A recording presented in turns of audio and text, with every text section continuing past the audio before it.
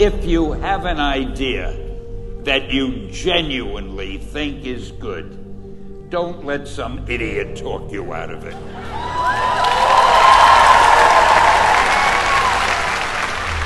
We had already done the Fantastic Four and I think maybe the X-Men, I can't remember the order, but my publisher came to me and he said, Stan, I want you to come up with another superhero.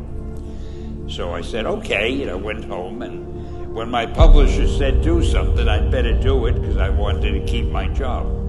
I thought, what can I come up with now? And the most important thing in a superhero at first is the superpower. Once you get that, everything else comes along. So I thought, what power will I give a new guy? And I saw a fly crawling on the wall. And I said, hey, if I could get a superhero that could stick to walls and crawl on them, man, that would be cool. So I thought that was good. Now I needed a name. So I thought, well, let's see, Fly Man, Mosquito Man.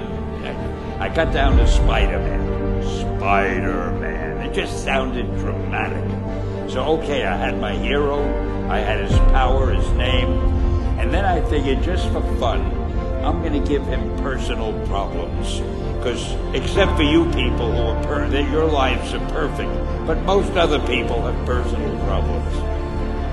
And then I thought I'd make him a teenager, because there were no teenage superheroes that I knew of at the time. So armed with all that wonderful material, those great ideas, I ran into my publisher's office and I told him. This was my reaction, the reaction he gave me. Stan, that is the worst idea I have ever heard.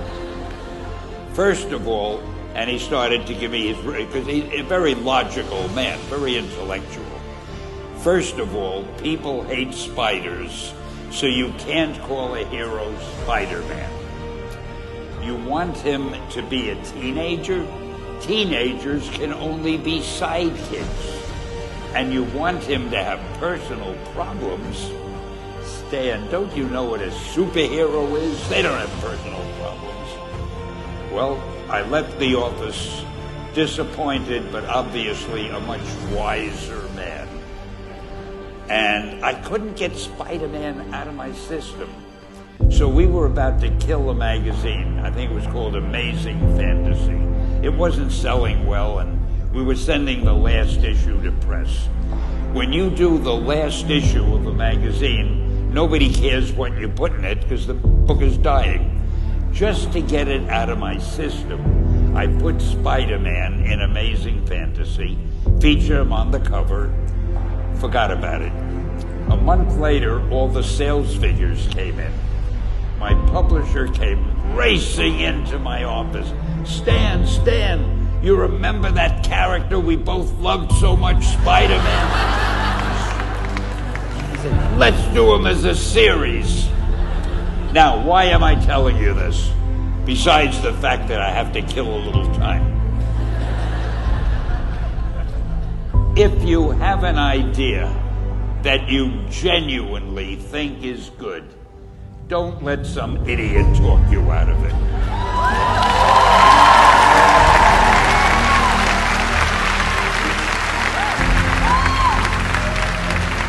Now, that doesn't mean that every wild notion you come up with is going to be genius, but if there is something that you feel is good, something you want to do, something that means something to you, try to do it. Because I think you can only do your best work if you're doing what you want to do, and if you're doing it the way you think it should be done. Just do your thing, do it as well as that's the important thing. Don't shirk. Whatever you do, give it your best shot. You'll be glad you did. Excelsior!